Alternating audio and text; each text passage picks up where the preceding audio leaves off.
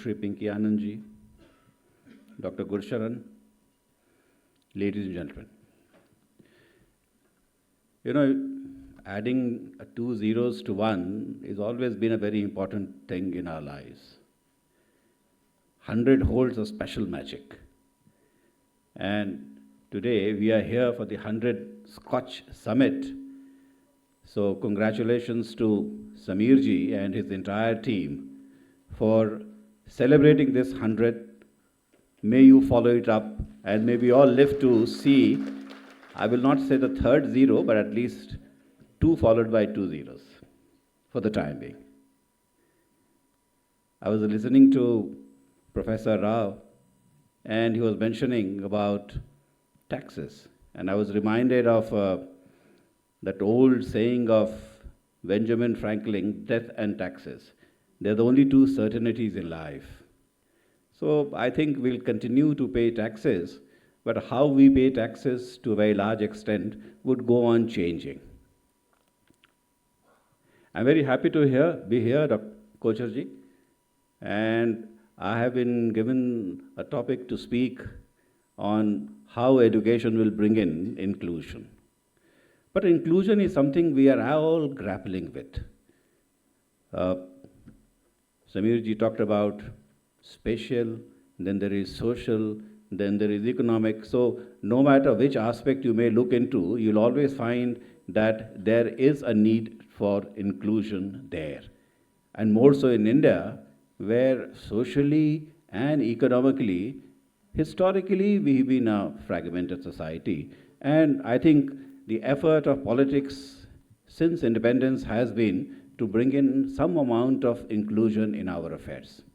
But I would say that the way that everything is evolving, the way the economy is evolving, and the way technology is pushing the economy, inclusion today has much more important than it has ever been. I was hearing a video by Bernie Sanders, and he says that the top 3 people in the US, the richest people, they hold more than 50% of the Americans combined in the lower 50. Look at the kind of disparity we are seeing economically. But that becomes even more important when we actually look at, if you look at the top 10 people in the world, 9 are tech people. And one of them, the Louis Vuitton, Bernard Arnault, he is the one who's catering to the demands of all the rich people. So these are the 10 most rich people in the world, all driven by technology. And technology, to a very large extent, also is something which is so proprietary that how do you bring in inclusion in generation of technology is something we can keep talking till late in the evening. But that's the point. Look at artificial intelligence. I am told that not more than 100,000 people in the world are actually part of the artificial intelligence world. But I would say that not more than 10,000 people are actually creating content in artificial intelligence. There's a population of 8 billion people on this earth, and there are 10,000 people who are driving the discourse on artificial intelligence. How are you going to make it more inclusive? How you are going to broaden it? I think it remains a big question for all of us. But amidst all these things, I must say, there are 2 things which stands at the base for inclusion, the way we are. All of us need to have good health, because life is all about living, and living to a very large extent is dependent on having good health. And if there is any one instrumentality in the society which can bring inclusion to all, that is education. All of us who are in this hall, I would say that we are all creatures of education. We are where we are because of the institutions where we have been, and also in a manner we have imbibed education. And there is no getting away from it. So, having said this, I would say that where we are today as of now. In India, the expected year of schooling today is about 12.8. That means if you are born today, the number of schooling years you can expect is 12.8 years. It also includes higher education as a part of it. Most of the developed countries are at about 16, 17. The maximum you can have is 18. So we have a long way to go. Research also shows that every one additional year of schooling adds 0.37% to the GDP. And it adds 10% to your productivity. So if we were to actually increase our expected year of schooling to, let's say, 15 or 16 years, you can see its effect on the economy. But how we are going to do that, that is the larger question. And I think on education, a lot of things can be talked about, but I'll be primarily focusing on two things for the purposes of inclusion. 1950, when the Constitution came, education was part of state list. And it evolved, and as it had evolved earlier, historically differently in different states. In 76, the Constitution was amended and education became part of concurrent list. And Government of India also started pushing things. And of course, Government of India was doing it right from the beginning.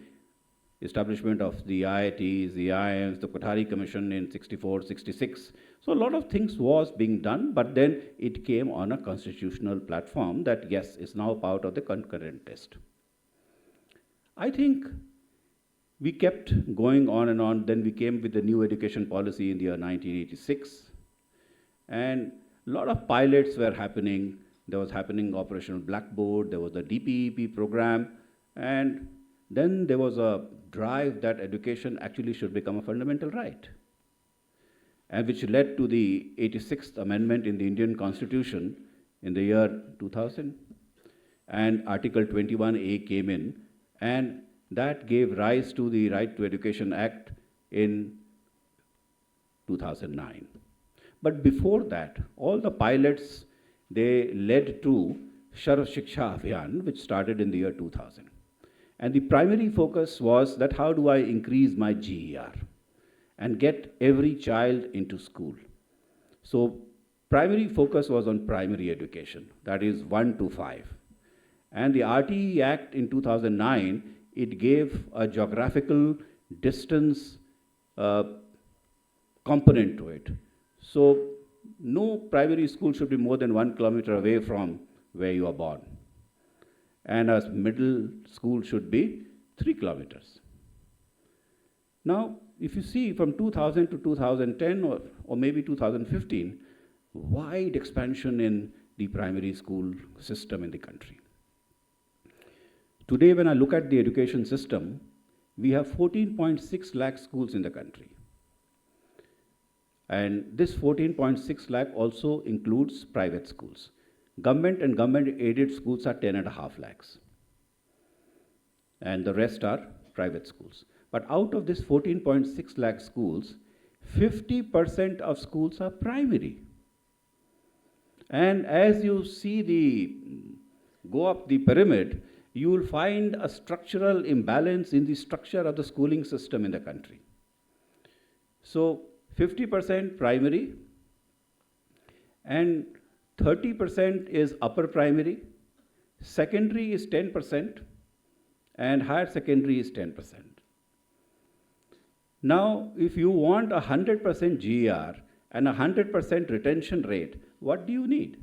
You need that every child who gets into class 1 and does class 12, and this is what the National Education Policy 2020 says, that by 2030, our GER for secondary education should be 100, and by 2035, the GER for higher education should be 50.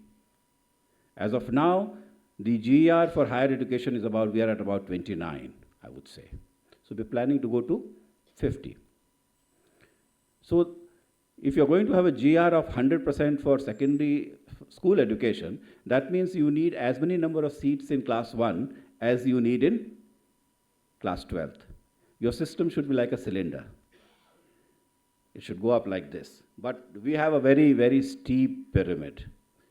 And we who are part of the school education and literacy, we are grappling that how do I increase the number of secondary and higher secondary schools so the pyramid opens up and it becomes a cylinder. Now there are investment requirements there, and of course there are issues of management there. So this is number one. The second point which I want to highlight and bring to your knowledge is that I would say that right to a very large extent has led to a proliferation of schools. So in the process, our schools have become very small. So what do I mean by saying that our schools have become very small? We say that a school is small if it has an enrollment of less than 50. And out of 10.5 lakh government schools which are there with us, 37% of schools are small. Meaning about 4 lakh schools in the country are having an enrollment of less than 50. We are sending about 260 million children, 26 crore children to 14.6 lakh schools. Average number of students in a school is 172. If I take out the private component from it, the average number of children in a school is 132. You can imagine, you may have all have been to schools. I don't know what was the number of children in your school, but 132 is the average for government and government-aided schools here in the country. If I look at commensurate figures elsewhere, I find that this figure is about 500 for China. It's about 500 for the US. I was looking at figure from Israel, it is 461.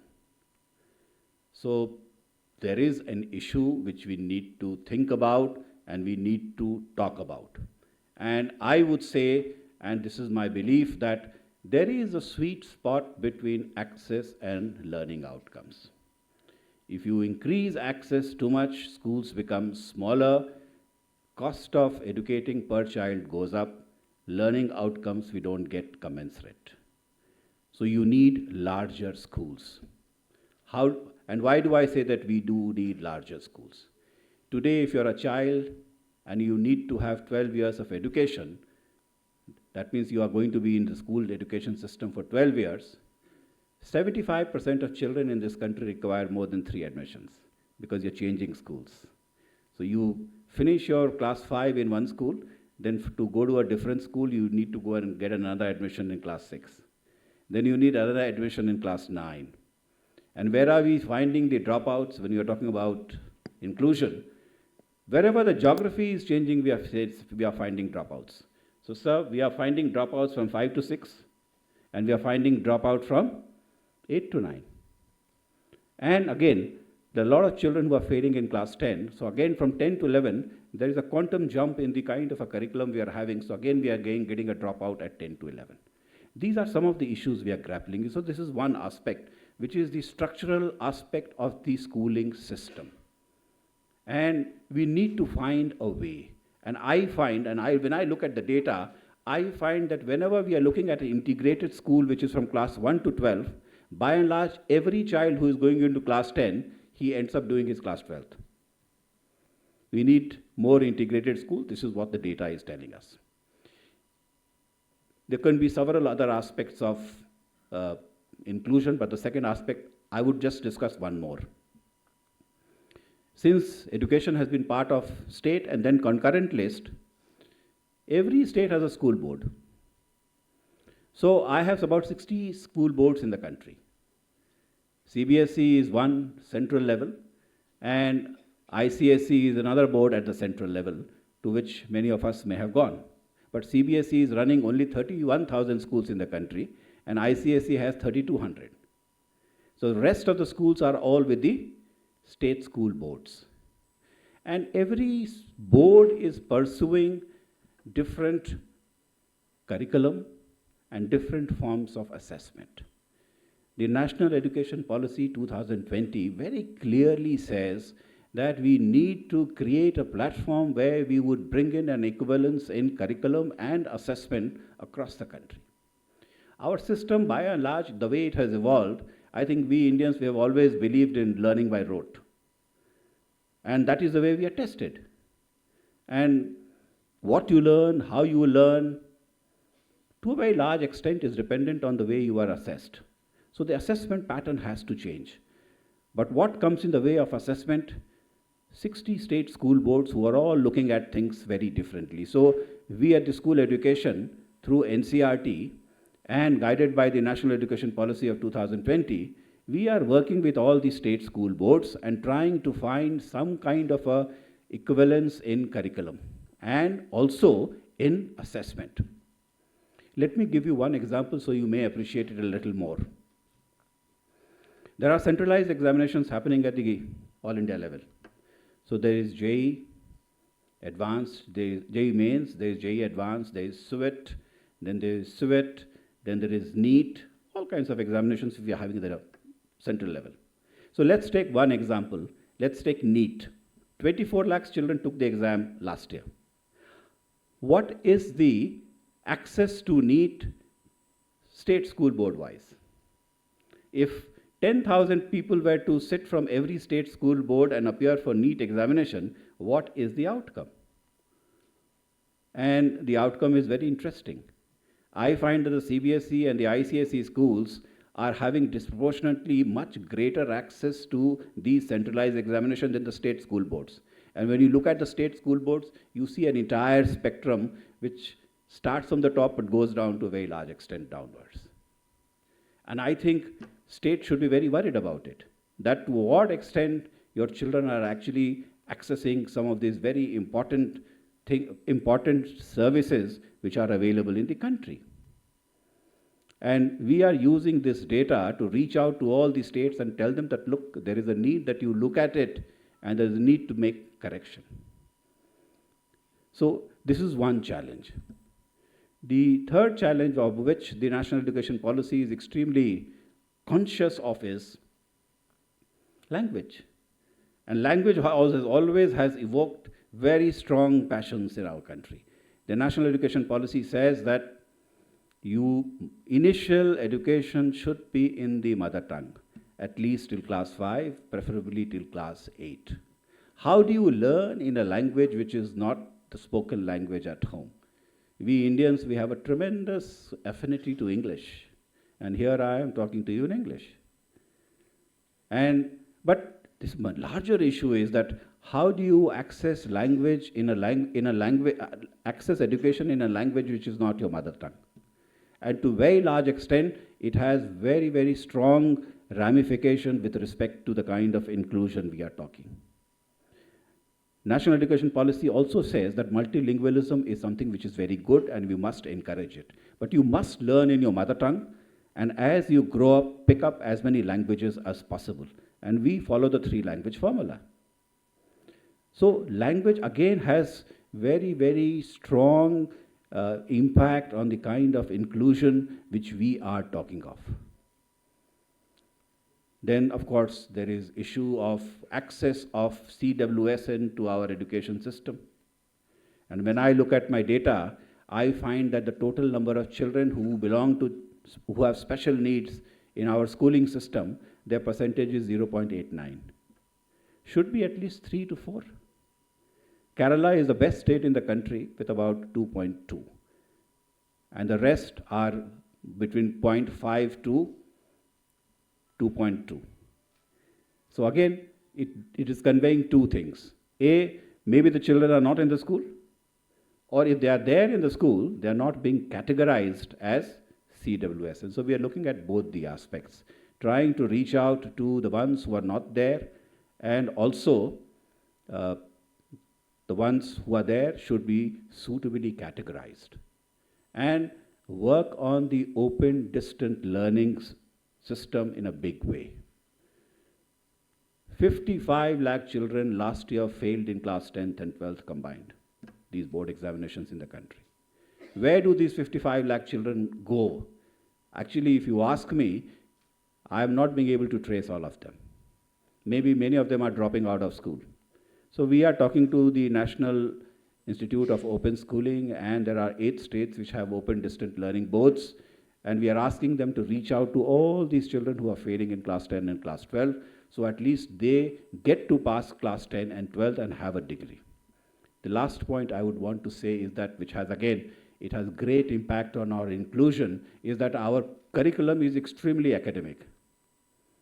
There is too much emphasis on, getting marks.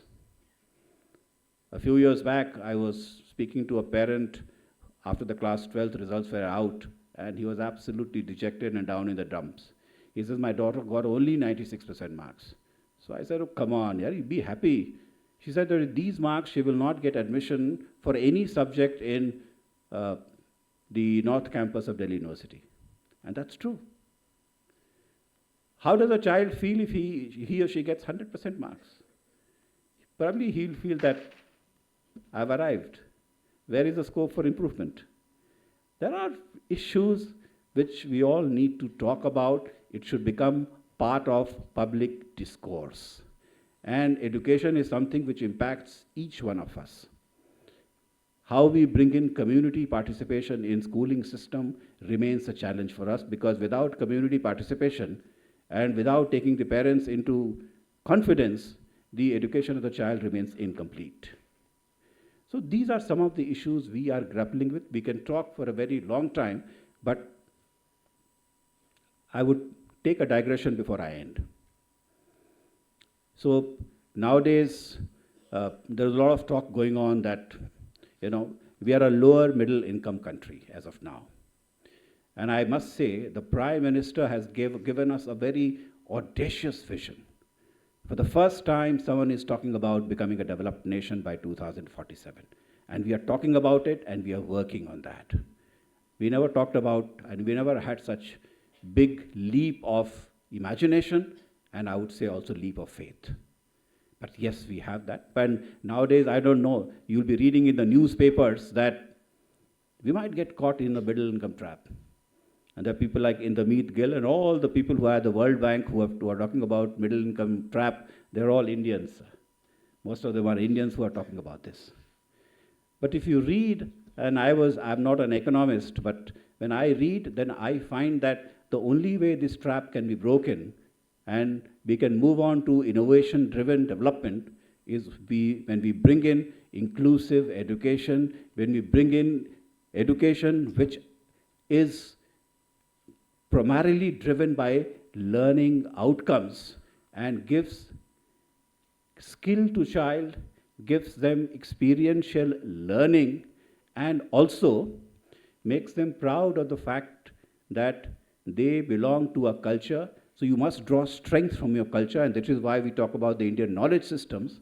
Then I think we will break the trap. And I think this trap can only be broken when we bring in inclusive education, education to all, and bring in quality learning outcomes for all. With these initial thoughts, I would say thank you for listening to me, and hopefully this discourse shall continue. Thank you. Thank you so much, Mr. Kumar, for that comprehensive speech.